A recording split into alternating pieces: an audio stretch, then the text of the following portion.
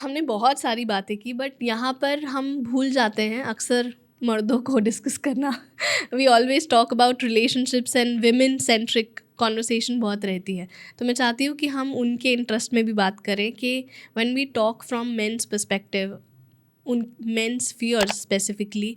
तो मेरे घर में मेरा भाई भी मेरे साथ रहा है और मुझे पता है कि क्या कुछ फियर्स होते हैं मेनली अराउंड कि जो लड़की आएगी वो उनके घर वालों के साथ एडजस्ट कर पाएगी या नहीं, वो उसका सुकून बन पाएगी या नहीं। मुझे इतना समझ आया कि main want piece and main want सुकून एंड शांति। तो एक लड़की के हाथ में होता है, और दो सबके हाथ में होता है कि वो घर का डेकोरम मेंटेन करके रखे। बट जो नया बंदा बाहर से आ रहा है उसकी ज़्यादा रिस्पॉन्सिबिलिटी अकॉर्डिंग टू सोसाइटी बन जाती है कि वो कैसे आकर बिहेव करता है, कितना जेलिन हो पाता है, और उससे फैमिली का एटमॉस्फेयर मेंटेन रहता है। And then the added fears of alimony, harassment cases and divorce added. तो इन सब की बात अगर करें तो इसको कैसे नेविगेट कर सकते हैं? पहली बात तो okay, two things here. One, जैसे विमेन की स्ट्रगल्स रहती हैं, तो हाँ, मेन की भी अपनी स्ट्रगल्स हैं जिनके बारे में कम बात होती है या कहीं होती ही नहीं है। लेकिन ऐसा नहीं है कि आदमियों को उनके मन में कोई डर नहीं है या उनको एडजस्ट करने में कोई दिक्कत नहीं आती। ऐसा होता है। जो ये फ़ियर्स हैं कि जो बाहर से कोई ये आ रहा है, जो मेरा पार्टनर है वो मेरे घर में ब्लेंड कर पाएंगे या नहीं, वो घर की सुख शांति मेंटेन कर पाएंगे या नहीं, एंड ऑल ऑफ दैट। माना कि उनके फ़ियर्स लेजिट हैं। जैसे विमेन के अपने फ़ियर्स होते हैं कि क्या मुझे एक्सेप्टेंस मिलेगी या नहीं, क्या वो मुझे अपने घर के सदस्य की तरह रखेंगे या नहीं, मेरी ज़रूरतें वहाँ पूरी होंगी या नहीं। दोनों ही तरफ के अपने फ़ियर्स हैं।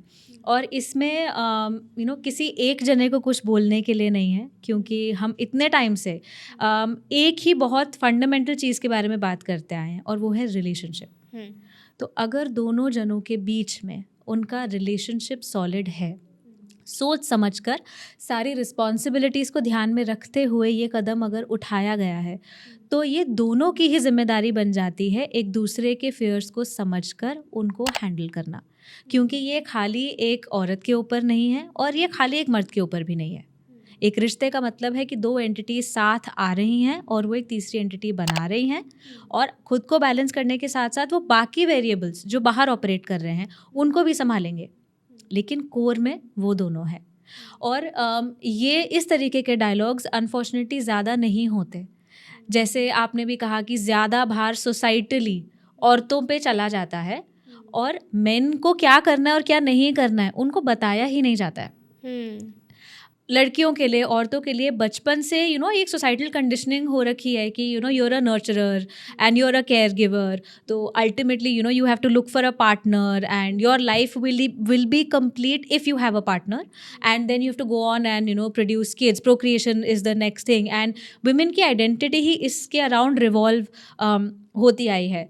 मेन का क्या है? अगर हम मेन की बात करें तो उनकी कंडीशनिंग में है to be a provider, right? कि तुमको पढ़ना है, तुमको अच्छी जगह पे तुम्हारा एडमिशन होना चाहिए, और उसके बाद में you ultimately have to get money, you have to take on the household responsibilities.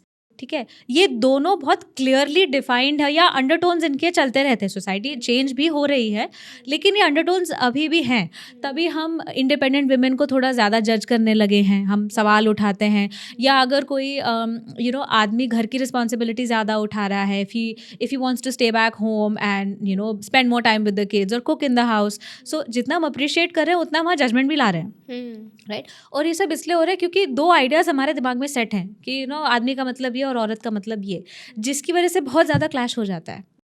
अगर हम इसे एक रिलेशनशिप के पॉइंट ऑफ व्यू से देखेंगे तो हम समझ पाएंगे कि जितनी एक औरत की रिस्पॉन्सिबिलिटी है उतनी ही आदमी की भी है, और उसको भी फिर कुछ चीज़ें, लाइफ स्किल्स, कम्युनिकेशन स्किल्स उस हिसाब से सिखाने पड़ेंगे, जो अक्सर मिस हो जाता है अपब्रिंगिंग में। ये चीज़ हम लोग की life skills, behavioural skills miss हो जाती है, जो फिर अल्टीमेटली हमें बड़े होकर सीखना पड़ता है किसी ना किसी तरीके से, क्योंकि जब सर पे डंडा पड़ेगा तो आप कुछ तो करोगे ही ना।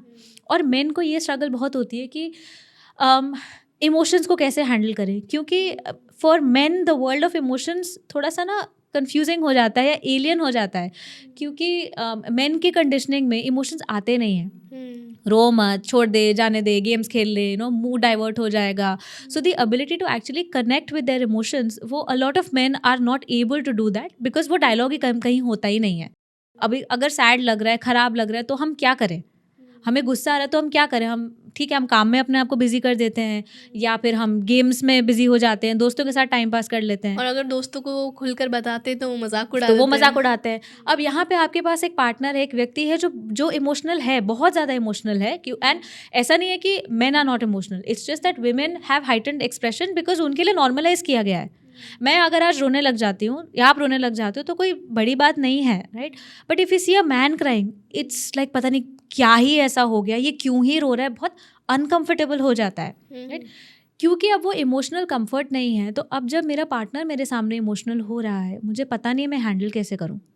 अब यहाँ पे अब 2-3 लोगों के और इमोशंस लाओ, इधर मेरी मम्मी भी हैं, इधर मेरे पापा भी हैं, मुझे सिचुएशन में कैसे किससे इंटरेक्ट करना है, मैं कैसे रिश्तों को बैलेंस करके चलूँ, ये तो मुझे बताया ही नहीं, मेरे सिलेबस में नहीं था ये. मेरे सिलेबस में क्या था? पढ़ाई करो, नंबर लाओ, फिर उसके बाद आप प्रोवाइडर बन जाओ, करियर अपना चलाओ, बिकॉज घर आपका उसी से चलेगा. ये सब कहाँ था? 25 पे नौकरी, 26 पे छोकरी. एग्जैक्टली. तो ये सब तो था ही नहीं. 3 इडियट्स का डायलॉग जिसमें वो कहते हैं कि अगर पैसा नहीं कमाओगे तो कौन बाप अपनी बेटी देगा. That is exactly bringing and conditioning that we come. Exactly. और जितना भी हम बोल रहे हैं कि हाँ ठीक है चेंज हो रहा है, वो अंडरटोन्स तो अभी भी हैं ही, उनको बदलते समय लगेगा, जो भी लगेगा, राइट? बट अब इनकी ये स्ट्रगल्स हो जाती है तो इनको इमोशनल हैंडलिंग में प्रॉब्लम आ जाती है, राइट? उसके बाद में इतने सारे जब इंटरेक्शंस हो रहे होते हैं, जब इतना कॉन्फ्लिक्ट और केओस हो जाता है, तो उनको वो समझ में नहीं आता कि हम कैसे हैंडल करें, तो फिर वो पीछे भागते हैं. जो आपने बात बोली कि मेन को सुकून चाहिए, देखो सुकून तो हर कोई अपनी ज़िंदगी में चाहता है, लेकिन अगर हम मेन स्पेसिफिक अगर हम बात कर रहे हैं तो मेरी नज़र में it's not about just getting सुकून, but it's just not having the ability to, or not having enough skills to manage chaos, conflict that comes with heightened emotions. Bang on. That was bang on. Yes, I truly agree on that. इस clip को and तक देखने के लिए आप सबका बहुत बहुत शुक्रिया. अगर आप ऐसे ही अलग अलग टॉपिक्स पे अपनी नॉलेज को अपग्रेड करना चाहते हैं तो चैनल पे दी गई डिफरेंट प्लेलिस्ट को एक्सेस कीजिए, चैनल को एक्सप्लोर कीजिए और अपनी नॉलेज को अपग्रेड कीजिए.